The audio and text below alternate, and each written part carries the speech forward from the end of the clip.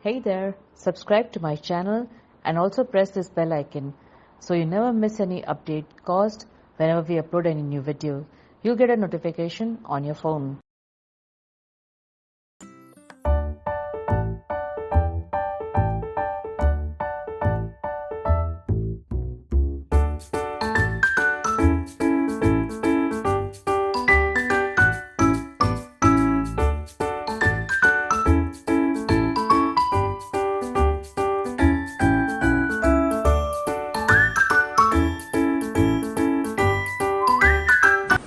બધા સુંદર કલાકારોએ અહીંયા એક સુંદર ગ્રુપ એક્ઝિબિશન રજૂ કર્યું છે.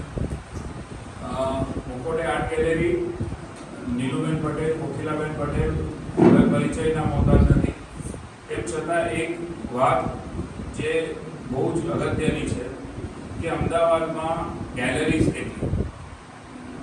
અમદાવાદની ગેલેરીઝનું તમને નામ પૂછવામાં આવે તો તમે કદાચ કહેશો કે ગુફા અને હઠીથી કાનોરિયા. પણ આ જે બે ત્રણ છે એ સિવાયની નહીં, તો એ સિવાય તમે ગૂગલ કરશો તો બીજી ઘણી ગેલેરીઝ મળશે. નીલુબેનની ઈચ્છા હતી મારે હજી ગેલેરી વધારે સારી કરવી છે, આ કરવું છે, એમના ઘણા આયોજનો છે. પણ તમે ઓલરેડી જોશો કરોડોના ઇન્વેસ્ટમેન્ટ સાથે બનેલી પોપલમાં છે અને બધી ગેલેરીઝ ઘણી બધી છે. પણ એ ગેલેરીઝ જે છે ને એ કોઈને કોઈ આર્થિક મોટિવથી કે પ્રોફેશનલ મોટિવથી ચાલી રહી છે. અને ગુફા કે કનોરિયામાં અગેન શું થાય છે કે રેટ આર્ટિસ્ટ, સામાન્ય આર્ટિસ્ટને ઓછા એવા હોતા. મુખોટે એકમાત્ર એવી ગેલેરી છે જ્યાં મેક્સિમમ એમાઉન્ટ ઓફ એક્ઝિબિશન્સ થાય છે. એટલે જે બીજી પ્રાઇવેટ ગેલેરીઝ, જે આપણે કોઈ ગેલેરીના નામ નથી લેવા, પણ એ આખા વર્ષમાં નહીં કરતા હોય એટલા એક્ઝિબિશન અહીંયા 2 મહિનામાં થઈ જતા હોય છે.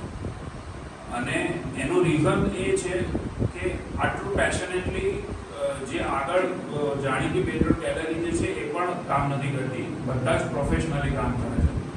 જ્યારે નીલુબેન પટેલ પેશનેટલી કામ કરે છે કે જે કોઈ આર્ટિસ્ટ જરૂરિયાતવાળો હોય તો એની પાસેથી પૈસા લીધા વગર એને એક્ઝિબિશનમાં સ્થાન આપે થી લઈને પ્રોત્સાહિત કરે અને એમને સતત પ્રવૃત્તિમય જે આ ગેલેરીને રાખી છે અને કેટલાય આર્ટિસ્ટ જે આ ગેલેરી થ્રુ ગ્રૂમ થયા છે. તો એના માટે એક જોરદાર તાળીઓ નીલુબેન માટે. ગેલેરી છે તો કલાકારો આવે છે, જોડાય છે, વધે છે. અને એમણે ગેલેરી બનાવી દીધી, એમણે એમની જવાબદારી બહુ જ સારી રીતે નિભાવી દીધી. હવે જવાબદારી કલાકારોની છે કે વધારે પૈસા ભરીને બીજી મોટી ગેલેરી જે એક બે જ છે ત્યાં જવું કે અહીંયા એક માપસર એમાઉન્ટમાં. અને બીજી એક અગત્યની વાત, જે બીજી પ્રાઇવેટ ગેલેરી તમે જોશો 10, 15, 20, 25 તમને મળશે. અલગ અલગ તમે જે રહેતા છો એ એરિયામાં પણ તમને ગેલેરી મળી જશે. પણ શું એ ગેલેરી એને કહી શકાય? કારણ કે ત્યાં નથી એટલી અમાઉન્ટના એક્ઝિબિશન થતા. ત્યાં એ લોકો બહુ હાઈ ફીલ હશે. ભલે હમણાં 2 દિવસ પહેલા ઉદ્ઘાટન કર્યું હોય કે 2 મહિના પહેલા ઉદ્ઘાટન કર્યું હોય તો તમારા ચાર્જીસ તો બહુ હાઈ હોય. અહીંયા નોમિનલ ચાર્જીસ સાથે. અને બીજું, આ ગેલેરી એટલા માટે બહુ જ એસ્ટાબ્લિશ કહી શકાય કે અહીંયા આજે ચિત્રક રાજુ સાહેબ છે એવા કેટલાય સિનિયર આર્ટિસ્ટ, અમદાવાદના જેટલા પણ સિનિયર આર્ટિસ્ટ, કોઈ એવું નહીં હોય કે જે મુખોટે આર્ટ ગેલેરીના નામથી પરિચિત ના હોય. કે ઇવન સ્ટેટ ગવર્મેન્ટમાં કે નેશનલ ગવર્મેન્ટમાં જ્યાં કલાની વાત આવે દરેક વ્યક્તિ મુખોટે આર્ટ ગેલેરીના નામથી પરિચિત છે. એટલે જવાબદારી હવે કલાકારોની છે કે આ ગેલેરીને પ્રિફર કરે અને આ ગેલેરીમાં મેક્સિમમ એક્ઝિબિશન્સ કરે. કારણ કે આપણા રેટ્સમાં થાય છે, ઓછા રેટ્સમાં થાય છે. અને બીજી વસ્તુ કે બધા જ સિનિયર્સ અહીંયા આવે છે. તો આ એક મુખોટે આર્ટ ગેલેરી વિશે અગત્યની વાત હતી. અને આપ બધા આર્ટિસ્ટ અહીંયા જોડાયા છો, બધાએ સુંદર કામ કર્યું છે. અને તમારા સુંદર કામને બિરદાવવા માટે આપણી વચ્ચે આજે એક એવા વ્યક્તિ છે જેમણે આખી જિંદગી કલામાં કાઢી છે, દેશ વિદેશમાં નામ કર્યું છે. શ્રી ચિત્રમ રાજુ સાહેબે દરેક વિષયો પર કામ કર્યું છે અને એમનું કામ તમે જુઓ એટલે મંત્રમુગ્ધ થઈ જાઓ. એ લેવલના એ કામ કરે છે ને એટલા જ સરળ અને ગ્રાઉન્ડેડ વ્યક્તિ છે. તો આપણે ચિત્રમ રાજુ સાહેબને વિનંતી કરીએ કે બધા જ જે કલાકારોએ આ એક્ઝિબિશનમાં પાર્ટિસિપેટ કર્યું છે, તમે એમના વર્ક જોયા તો એના વિશે બે શબ્દ કહો અને અમને પ્રોત્સાહન આપો.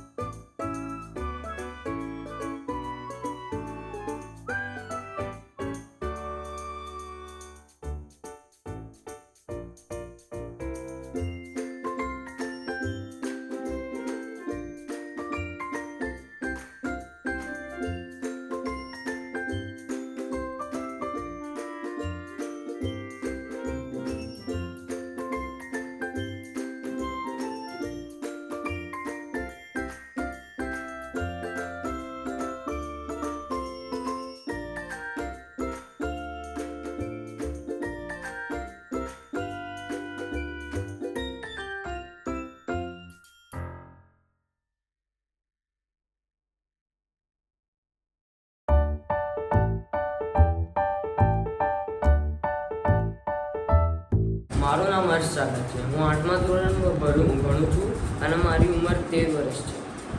હું લગભગ 8 વર્ષનો હતો ત્યારથી હું ડ્રોઈંગ કરવાનો પ્રયત્ન કરતાં આ મારી અત્યારે લાઈવ પોર્ટ્રેટ ડ્રોઈંગ બનાવેલી છે અને હું મોસ્ટલી લાઈવ પોર્ટ્રેટ પર જ સ્ટડી કરું છું અને ઘરે બેઠા શીખ્યા વગર હું ડ્રોઈંગ બનાવું છું અને હજુ આ બધા કલાકારો જોડે શીખીને હજુ વધારે ઇમ્પ્રૂવ કરવાની એ કરી રહ્યો છું અને અત્યાર સુધી મેં લગભગ 300 થી 400 ડ્રોઈંગ બનાવી લીધી છે અને આ મારું સેકન્ડ એક્ઝિબિશન છે મુકોટે આર્ટ ગેલેરીમાં. આની પહેલાં મેં વડનગર એક્ઝિબિશનમાં પાર્ટ લીધો હતો અને આ મારું સેકન્ડ એક્ઝિબિશન છે.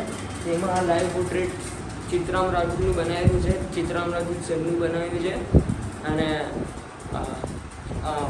મુકોટે આર્ટ ગેલેરીનો ખૂબ ખૂબ ધન્યવાદ કે મને આ મોકો આપ્યો કે હું અમારી આ ડ્રોઈંગ ડિસ્પ્લે કરી શક્યો છું. એ બદલ આભાર.